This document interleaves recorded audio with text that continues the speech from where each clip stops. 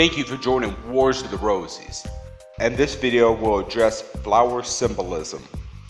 Taken from Horizon, Journal of the Philosophical Research Society, Summer 1953, Volume 13, Number 1. Flower symbolism.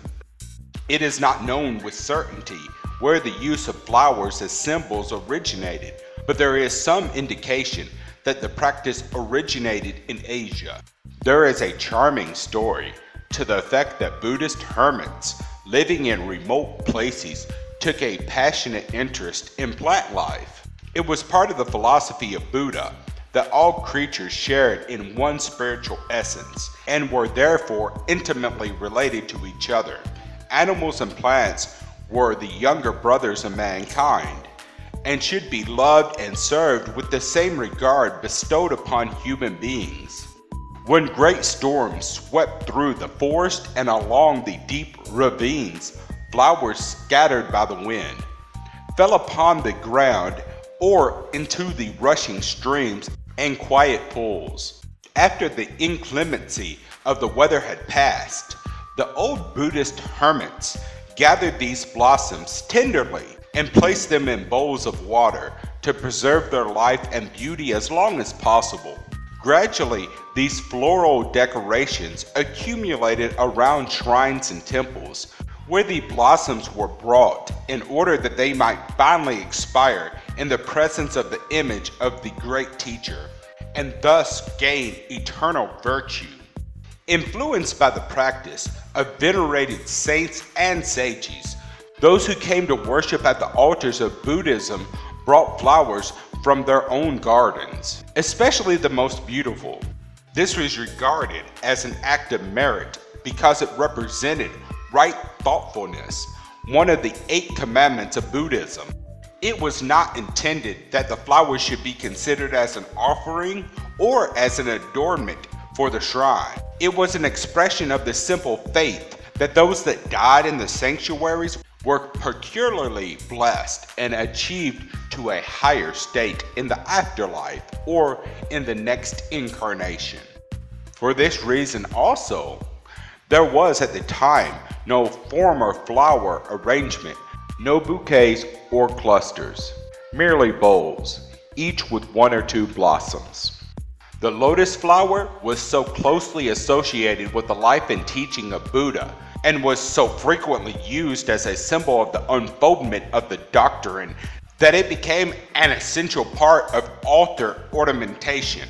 Usually, however, the lotus was artificial, carved from gilded wood or composed of thin metal. These artificial blossoms were highly stylized and are still to be seen arranged in vases before images of the Buddha. The practice was practically pleasing to the Chinese, and it was through them that it came to the attention of the Japanese Buddhist. Prince Sashiki Tarashi is said to have introduced flower arrangements to Japan as a result of his expeditions of the mainland of Eastern Asia. More correctly, he brought only an idea which, being peculiarly adapted to the natural inclinations of the Japanese people, resulted in the high development of a floral art in Japan. With the passing of centuries, the school of flower arrangements became highly technical and divided into several branches or sects. These developed traditional patterns, most of them influenced by Buddhist religion and philosophy. The flower arrangement became a definite system of symbolism, extremely subtle and peculiarly attractive to the Japanese Buddhists. Today, the art of flower arrangement has been elevated to a science, and mastery requires many years of patient training. Those who reach the highest degrees of adeptship in the flower cult are given diplomas and are respected and acclaimed for their achievement. Competitive expositions are held annually, and participation therein is an evidence of culture. The early records of India indicate that gardens, lily pools, groves, and other places adjacent to important shrines and temples were set aside to flower culture. In most cases, however, the emphasis was upon the living plants rather than upon cut blossoms. Even the Chinese liked to enjoy flowers without depriving them of life.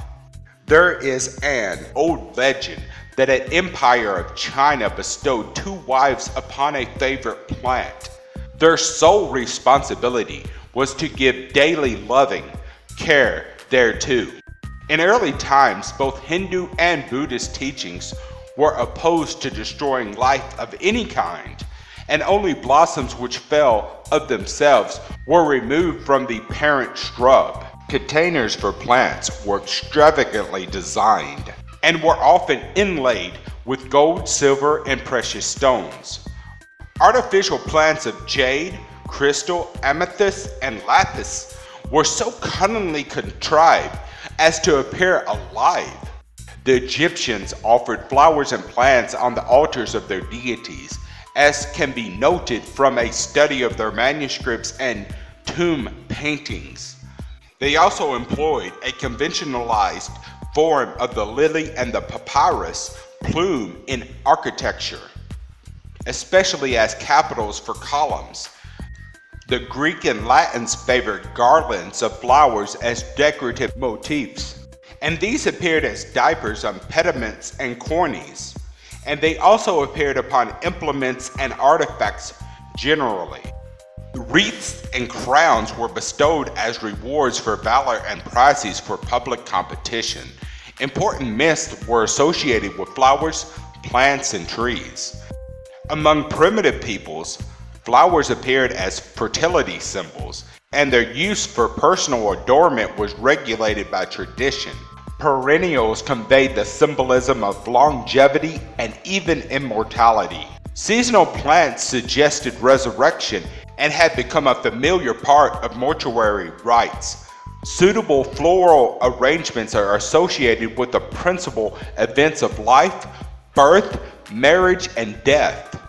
Although now used mostly as tokens of respect and remembrance, the giving of flowers anciently conveyed a particular message of significance to the bestower and to the recipient. The use of plants in the practice of medicine contributed to the veneration of flowers and shrubs. The physician priest of old times usually had his own private garden in which he cultivated medical herbs. Frequently, the form, color, and fragrance of the plant and its flowers were regarded as indicating the parts of the body or the functions for which they were a specific remedy. The cult of the mandrake developed from this similarity between the roots of the plant and the lower half of the human body. During the medieval period, it was believed that the mandrake emanated a human cry when wrenched from the earth. Anyone who heard this cry died or became mad. To meet this emergency, a cord was tied to the plant, and the other end fashioned to an animal, a horse or a large dog.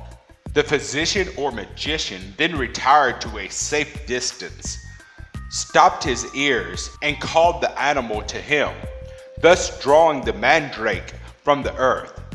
China joined Europe in its adoration for the mandragora, and examples of the mandrake are still frequently seen in the window displays of Chinese physicians.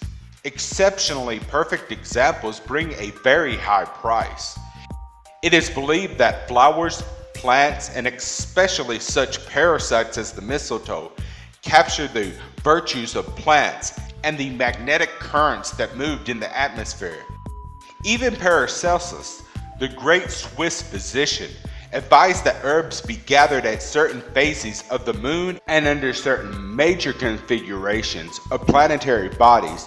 He also taught that diseases of human beings could be transplanted or grafted upon trees and large shrubs, thus relieving the man of his symptoms. The plant was not injured, but actually improved as a result of such transplanting. Flowers and aromatic plants were the basic of the old art of perfumery. Originally, perfume and incense were used principally in religious ceremonies, and the compounds were blended from materials sacred to the deity or involved in particular myths or legends. Acacia had particular meaning to the people of the Near East and North Africa. Door lintels are frequently made of this wood, and it was noted that after it had been cut and put in place, it produced sprouts and branches.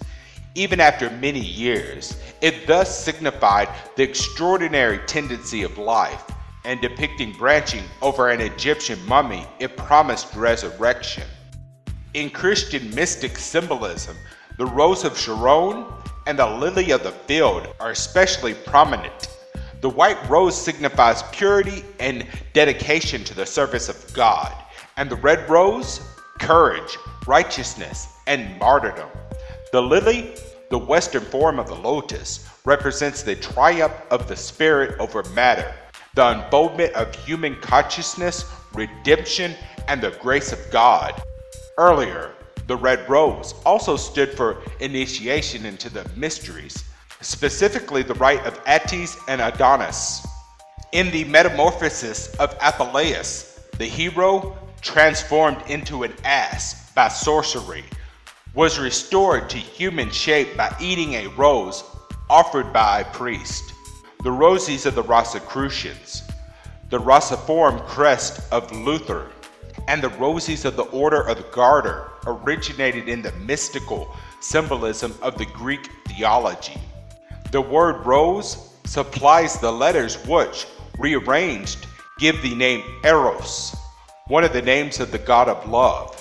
Culture groups, developing in various locations, derived their floral symbolism from the plants of the region. The Druids of Britain held the oak tree as a universal symbol, and in their more important festivals, garlanded the principal tree of their sacred grove with festoons of flowers. The intent, apparently, was to suggest that the tree itself had blossomed. It is likely that the Druids received their Cortus Aborum from Asia.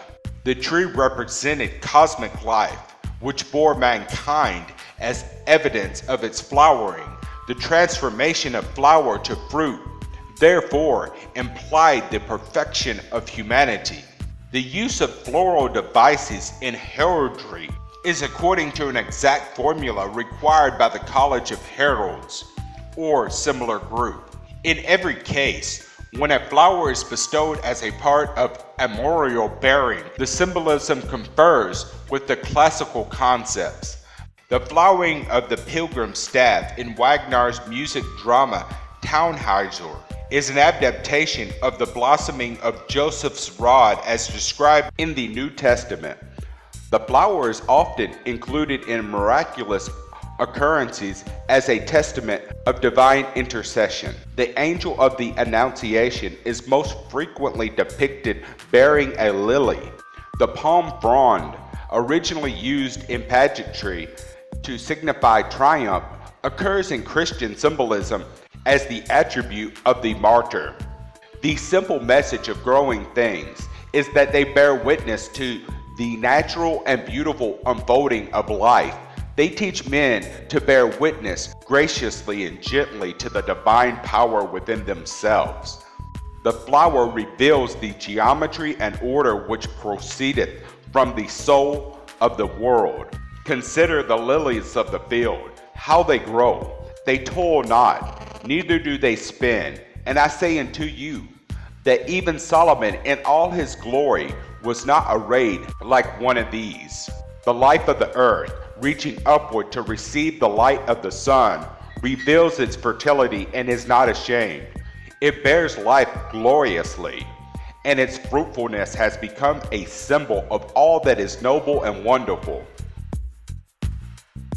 Thank you for watching. Please don't forget to share, like, subscribe, and comment. And if you can, please consider donating to Wars of the Rosies through PayPal or Patreon. Links are in the description. Thank you very much.